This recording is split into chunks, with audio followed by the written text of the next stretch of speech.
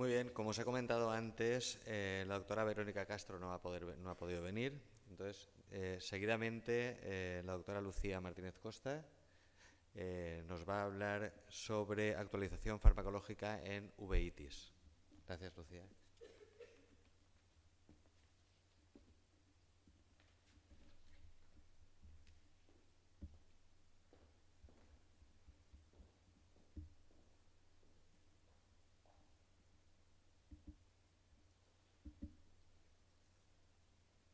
Bueno, buenos días.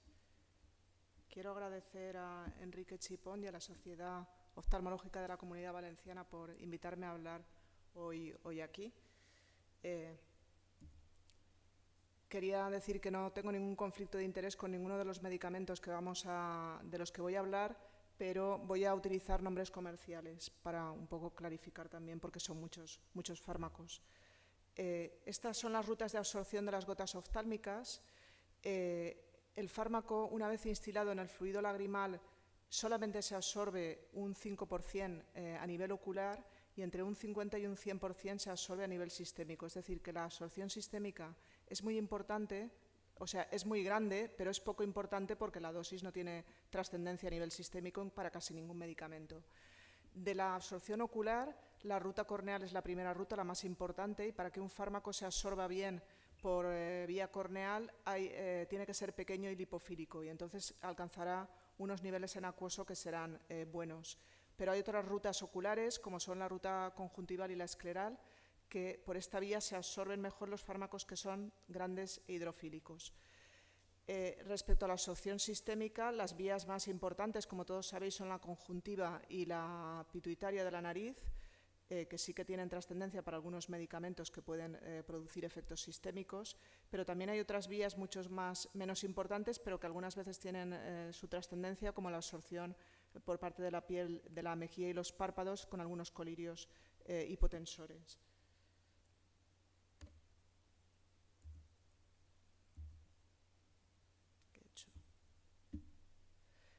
Todos los esfuerzos en investigación para los colirios, sobre todo en el tratamiento de las uveitis, están basados en intentar lograr mecanismos de transporte a través de la córnea mejores de los que tenemos, con todos estos que aparecen en la diapositiva. Y en esto se está trabajando mucho para alcanzar niveles que no solamente sean válidos en cámara anterior, sino que también pudieran tener un efecto sobre la retina y la coroides. Esto es lo que sería lo ideal. Los corticoides tópicos, como todos sabéis, son la base del tratamiento de las uveitis anteriores, y a pesar de que los conocemos desde hace muchísimos años, hay muchas cosas que todavía desconocemos. Por ejemplo, no sabemos exactamente qué efecto tiene la mayor o menor potencia del principio activo sobre los niveles que alcanza el medicamento en cámara anterior. Es decir, que la dexametasona como principio activo es un corticoide con un poder antiinflamatorio mucho mayor que la prednisona, pero sin embargo, según la formulación, en los niveles que alcance terapéuticos en cámara anterior pueden ser menores.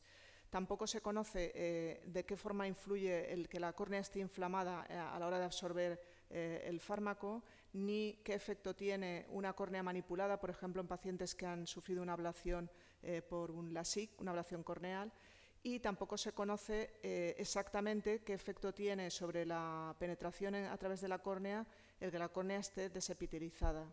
No se conoce exactamente. Para algunos medicamentos la absorción en una córnea desepitelizada puede aumentar y para otros puede disminuir. Y lo que sí que se conoce son los niveles que alcanzan los corticoides en cámara anterior después de instilarlos. Entonces, de esto hay mucho publicado. Esta es una tabla donde vemos que el acetato de prednisona al 1%, o sea, el Predforte, sería el colirio corticoide que alcanza niveles en cámara anterior mayores, y el que menos concentraciones en acuoso alcanzaría de los que están referenciados aquí sería la fluometolona.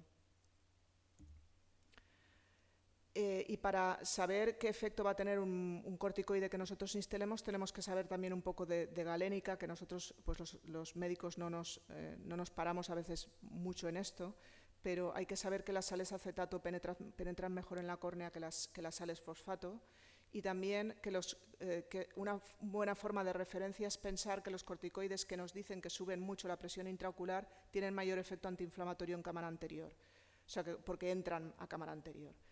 Y también hay que tener presente que los fosfatos de los colirios pueden favorecer la queratopatía en banda si hay desepitelización, y esto está muy estudiado para las lágrimas artificiales. Entonces, como resumen, podríamos decir que los corticoides tópicos que suben más la tensión intraocular estarían más adecuados para patología del polo anterior, concretamente serían mejor para tratar una uveitis anterior, y estos serían, por ejemplo, el acetatoprednisona, como hemos dicho, o también la dexametasona en forma de alcohol, el Maxidex. Y en el otro espectro serían aquellos colirios corticoides que estarían más indicados para tratar problemas de superficie ocular, y porque son los que suben menos la tensión porque no entran en cámara anterior. Por ejemplo, para tratar una alergia ocular o para tratar una acné rosácea. Estos serían la fluorometolona, la rimenoxolona, el fosfato de dexametasona, o sea, la dexametasona pero formulada en sal fosfato, que es el Dexafri, o el loteprednol, que no está comercializado en España. Y luego tenemos los AINES tópicos, que voy a pasarlos también porque se ha hablado mucho de ellos. Para las uveitis tienen un efecto demasiado ligero en comparación con los corticosteroides y entonces no se indican mucho, pero tienen la ventaja de no producir los efectos indeseables graves de los corticoides, como la catarata, el glaucoma o la propensión a la infección. Y su uso pues, está más limitado al posoperatorio de las cataratas, pero sí que tienen efectos locales, como hemos visto. Y solamente quería destacar que en pacientes que tienen comorbilidades, concretamente pacientes que tienen problemas en el limbo por una enfermedad sistémica, sobre todo la artritis reumatoide, pueden favorecer el melting corneal. Como en estos dos casos que tenemos aquí, el de la izquierda en una fase más inactiva, son dos pacientes. La de la izquierda es una paciente diagnosticada de artritis reumatoide muy evolucionada desde hace muchos años, que ha tenido varios episodios de queratitis ulcerativa periférica, y el de la derecha es un paciente que debutó con un problema de periferia corneal como debut de una artritis reumatoide que se la diagnosticamos a raíz de esto, que no es lo más habitual, pero en este paciente fue así. Y en estos pacientes hay que tener cuidado con la prescripción de AINES tópicos, por ejemplo, si se van a operar de cataratas, porque podemos favorecer el adelgazamiento de la córnea periférica. Respecto al bronfenaco y al nepafenaco también se ha hablado esta mañana, entonces no voy a decir nada, solamente que los estudios que hay para el tratamiento del edema macular quístico no son concluyentes, y hay que considerar que el edema macular quístico postoperatorio mejora espontáneamente sin tratamiento. Como los estudios no son controlados, no tienen grupo control, es difícil saber qué hubiera pasado si hubiéramos dejado al enfermo sin tratar. Entonces, por eso tampoco hay evidencia de que sirvan como tratamiento. Los implantes, pues también hay algunos que son muy conocidos, como los Zurdex, otros que tienen más efectos secundarios y son más difíciles de implantar, que son los de fluorocinolona, como el Retioset y el Iluvien, y la aparición de cataratas en porcentajes altos y la hipertensión ocular también en porcentajes altos ha limitado un poco su uso, pero también se están ensayando implantes biodegradables de metotrexato, de ciclosporina o incluso de anti-TNF, o sea, de fármacos inmunomoduladores que quizás en un futuro, todavía no, pero en un futuro nos sean muy útiles para poder tratar una inflamación ocular primaria que no se relaciona con ninguna otra enfermedad, ahorrándonos los efectos secundarios de los fármacos inmunomoduladores. Entonces, los implantes de dexametasona de los Zurdex, que todos lo conocéis perfectamente, solamente decir que no está indicado, que fue la primera indicación que se hizo en ficha técnica fue para el edema macular inflamatorio secundario a uveitis, pero que no tiene indicación en niños, y en niños hay que tener muchísimo cuidado porque hacen unos picos hipertensivos tremendos, y en gente joven también, pero que en general en los adultos tiene un mejor perfil en cuanto a aumento de la presión intraocular que la inyección intravitreal de triancinolona, y que tampoco hay que ponerlo en afáquicos, puesto que hay la posibilidad de una migración a cámara anterior. El Surodex es un implante de dexametasona que tiene un efecto de 7 a 10 días, no está comercializado en Europa ni aprobado, y su indicación sería el posoperatorio, la cirugía de la catarata para evitar dar colirios de corticoides. Entonces, en definitiva, hasta aquí hemos hablado de los medicamentos tópicos, y lo ideal sería tener un medicamento que se tolere bien, que se administre por vía tópica y se absorba hasta los tejidos intraoculares y que nos quite de encima las inyecciones, que no tenga efectos sistémicos y que tenga una duración suficiente. O mejor todavía, como las uveitis cursan a brotes, que solamente se active cuando el ojo esté inflamado y no se active cuando no haya inflamación. Eso es lo ideal y a lo que llegaremos. Pero, y por supuesto que tengan un precio razonable, que no sea una cosa prohibitiva. Pero desgraciadamente, pues ahora no estamos ahí, porque nos encontramos con un grupo de enfermedades heterogéneas que son poco frecuentes, que tienen un diagnóstico a veces complejo, que además se asocian con otras enfermedades sistémicas y que precisan un tratamiento agresivo casi desde el principio. Y además son una especie de cajón desastre en la que algunas son infecciosas, otras son neoplásicas, desgraciadamente cada vez más vemos linfomas intraoculares, y luego están las asociadas a enfermedad sistémica y las primarias oculares. Es decir, que todos tenemos unos cuantos casos de cada una de estas enfermedades, que algunas de ellas son muy diferentes. Por eso son difíciles a veces de llevar. Y a pesar del progreso en el tratamiento, las uveitis, a pesar del gran progreso que ha habido con los nuevos fármacos, siguen siendo una causa de ceguera importante, que además afecta a un grupo de población joven y que, si no la tratamos de forma agresiva, puede llegar a producir tasas de ceguera tan importantes como la diabetes o la degeneración macular senil en un grupo de población joven, aunque sean menos frecuentes. Entonces, la meta que tendríamos que alcanzar sería hacer un diagnóstico precoz, y para ello a lo mejor tenemos que derivar a una persona que se encargue de esto pronto, no esperar a que haya lesiones estructurales que ya sean irreversibles, porque hay que poner un tratamiento en algunos casos precoz y agresivo. Sobre los corticosteroides, solamente decir que las dosis que damos, como sabéis es lo primero que hacemos, corticosteroides orales muchas veces, que las dosis que damos para tratar muchas veces de 1 miligramo por kilo, no solamente para las uveitis, para diferentes otras indicaciones, es una dosis alta y que entonces tiene efectos secundarios, y que hay que advertir al paciente de estos efectos secundarios. Estos todos los conocéis, y solamente quería señalar que es importante saber e informar al paciente de que los corticoides a dosis altas producen cambios en el comportamiento, y que sobre todo en pacientes que a lo mejor ya tenían alguna patología psiquiátrica o no, esto puede ser el principal problema si los damos a dosis muy altas. Conforme vamos bajando la dosis, evidentemente todos estos efectos van disminuyendo. Y hay que saber que nunca podemos mantener un corticoide a dosis mayor de 10 miligramos al día de forma crónica. Si necesitamos una dosis mayor de 10, y si lo podemos mantener a 5 mejor que a 10 o a 2,5 mejor todavía.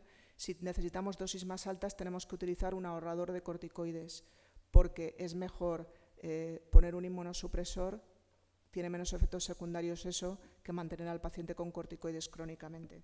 Y aquí tenemos los inmunosupresores clásicos y los fármacos biológicos, que son de los que voy a hablar ahora. Entonces, aquí vemos en esta gráfica que gran progresión ha habido de medicamentos a partir de los finales de los 90 y la década del año 2000.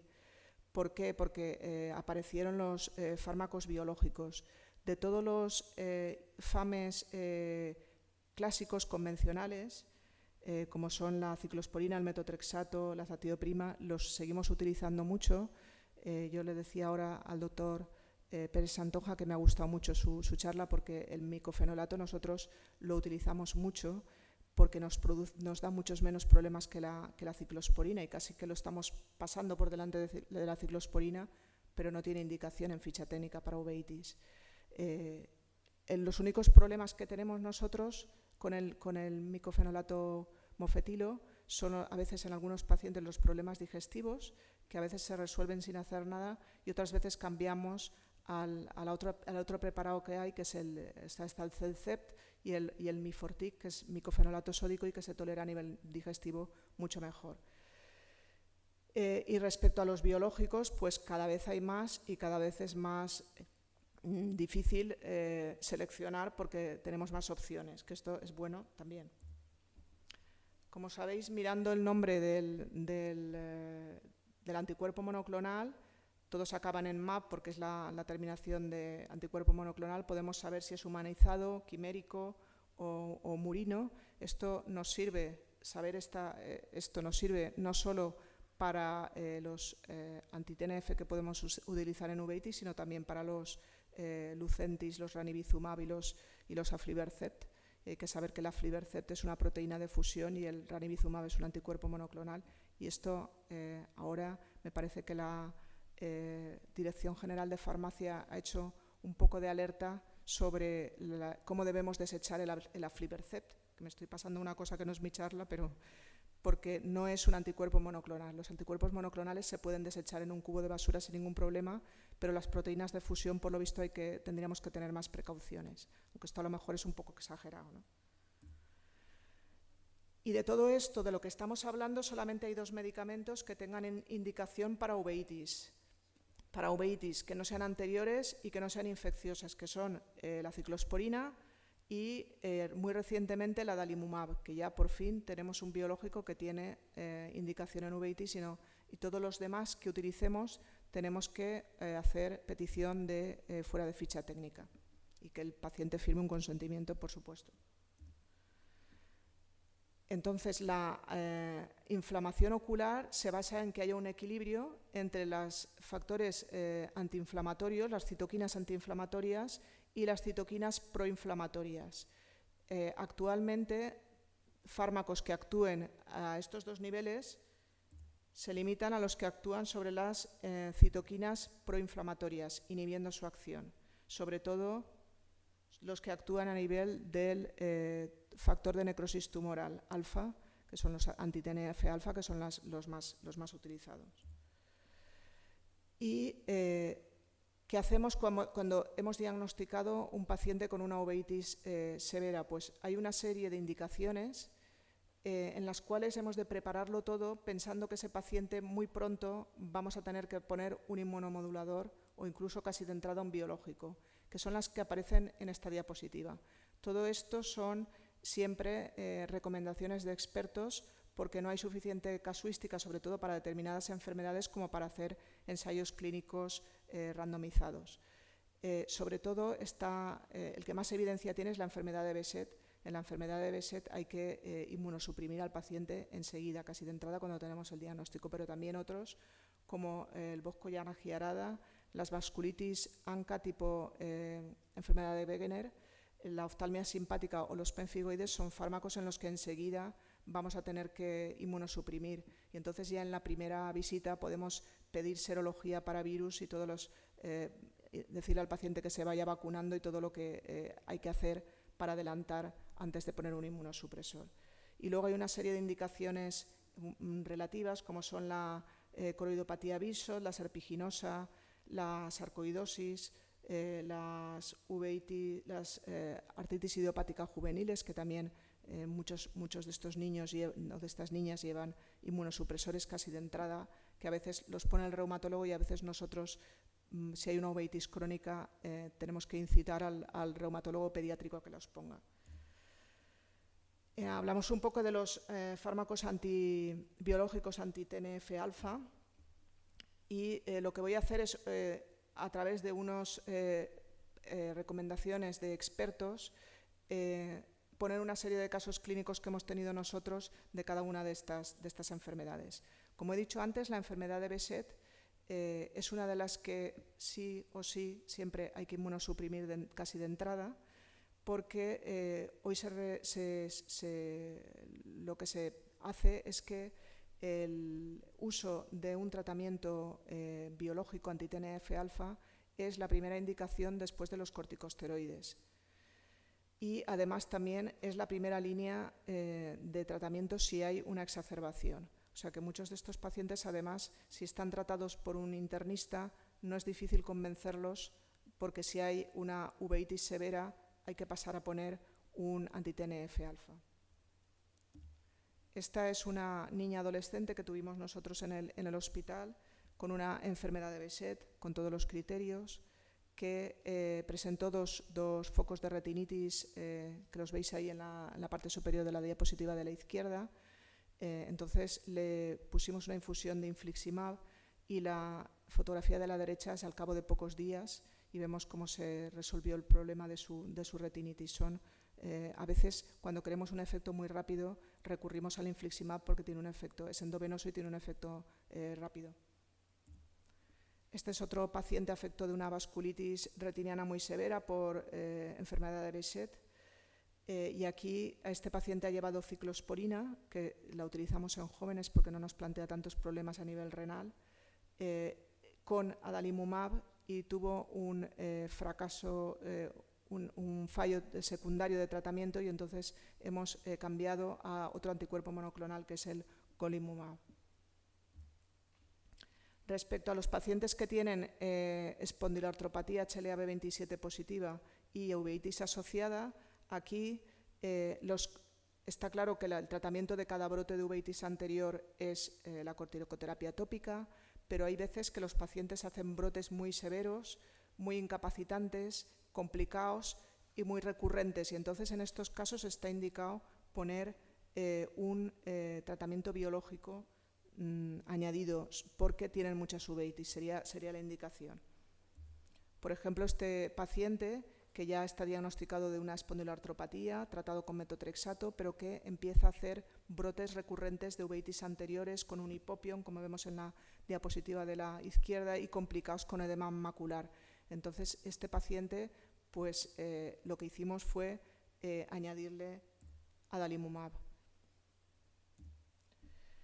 Respecto a la sarcoidosis, pues en la sarcoidosis el infliximab o el adalimumab se consideran segunda línea de tratamiento después de los inmunomoduladores. En nuestro ejemplo vemos a esta paciente pakistaní de 58 años que acudió con esta vasculitis retiniana con un edema macular inflamatorio, y esta señora pues también muchas veces la radiografía de tórax no justifica el poder un tratamiento inmunomodulador, pero la uveitis sí. Entonces, pues hay que ponerlo por el problema ocular.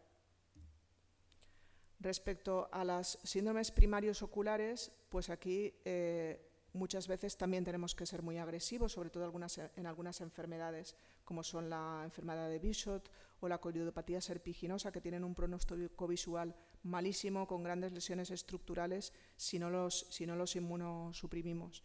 Entonces, aquí serían la segunda línea de tratamiento después de la terapia de los FAEMAs convencionales.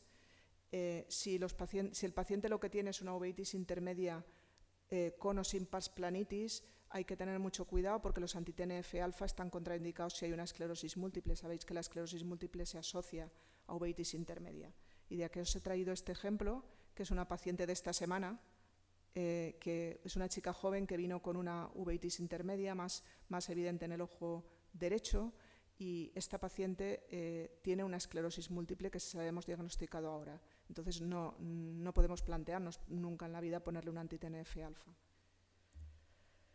Y este otro paciente, afecto de coroidopatía de Behçet, en las dos fotos de arriba son al inicio de la enfermedad, donde vemos que tiene una papilitis y estas manchas cremosas coroideas que siguen el trayecto de las fibras del nervio óptico, HLA-29 positivo.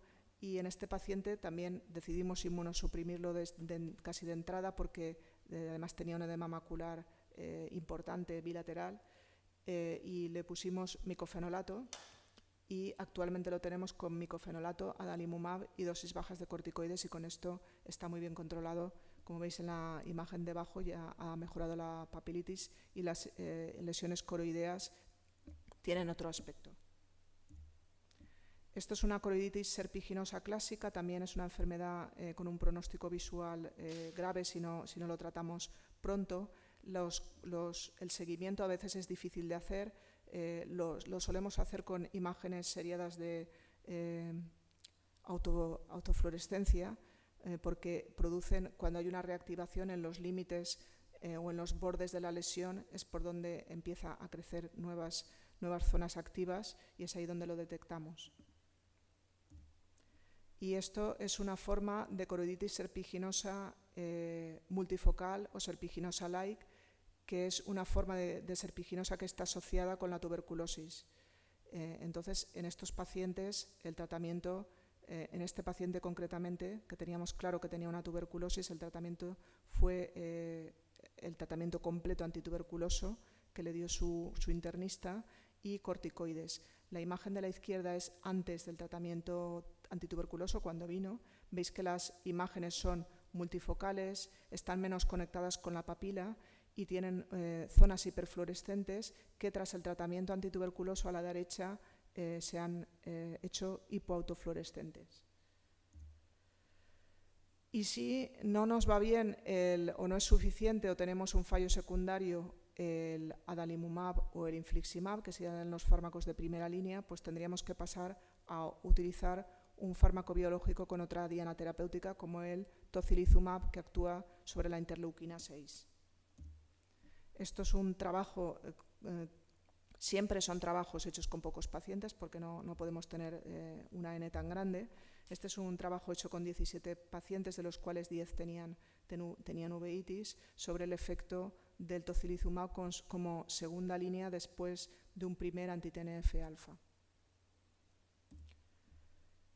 Y vemos cómo al cambiar a tocilizumab, pues se objetiva en un 63% de los pacientes una mejoría a los 6 meses y en un 71% a los 9 meses. Y este es un trabajo en el que participamos nosotros, uno de los 3 pacientes que se estudian aquí, de uveitis posteriores refractarias a otros fármacos biológicos en los que utilizamos tocilizumab. Uno de estos 3 era una paciente nuestra del Hospital Peset y también vemos que mejora tanto la mejor agudeza visual corregida como el Tyndall y la vitritis al cambiar de adalimumab o infliximab a tocilizumab. Y sobre todo el tocilizumab muchas veces mejora mucho el edema macular inflamatorio. Aquí vemos otro estudio multicéntrico en el que también participamos con una N grande que se hizo en toda España, y donde conseguimos 124 pacientes con enfermedad de Behçet resistentes a uno o más de un inmunosupresores tratados con anti-TNF-alfa, y vemos que el cambio de diana terapéutica se produce o bien por toxicidad o bien por ineficacia.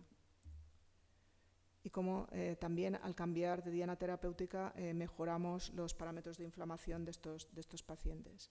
Entonces, como cada vez tenemos más medicamentos biológicos y al final no sabemos por cuál decantarnos, esto es una especie de árbol donde vemos que nos da una idea de qué tenemos que hacer, ¿no? Si los inmunosupresores convencionales como la ciclosporina, la azatioprina o el micofenolato no son suficientes, tendríamos que pasar a una terapia biológica anti-TNF-alfa de primera línea, que sería el infliximab o el adalimumab. Como el adalimumab ya tiene indicación en uveitis, pues a lo mejor esto ahora cambia y utilizamos más el adalimumab. Creo yo que es lo que va a pasar. Siempre que no exista contraindicación, sobre todo la esclerosis múltiple, porque si existe contraindicación o hay un fallo primario, tendríamos que irnos a otra diana terapéutica, es decir, utilizar o rituximab, que es un fármaco contra los linfocitos B, o tocilizumab contra la interleuquina 6. Y si el paciente va bien con el adalimumab, pero luego deja de ir bien, porque esto nos pasa al cabo de 2 años de tratamiento, muchas veces deja de tener efecto, entonces cambiaríamos a otro anti-TNF-alfa, como el golimumab o el certolizumab. Es decir, ¿qué haremos en el futuro? Pues en el futuro a lo que se tiende es a diseñar tratamientos a medida para cada paciente. Esto sería el futuro. Y también hay que tener presente que hay algunos pacientes que no necesitan tanto tratamiento, o sea que el ver una uveitis posterior significa necesariamente que el paciente vaya a tener que llevar un biológico.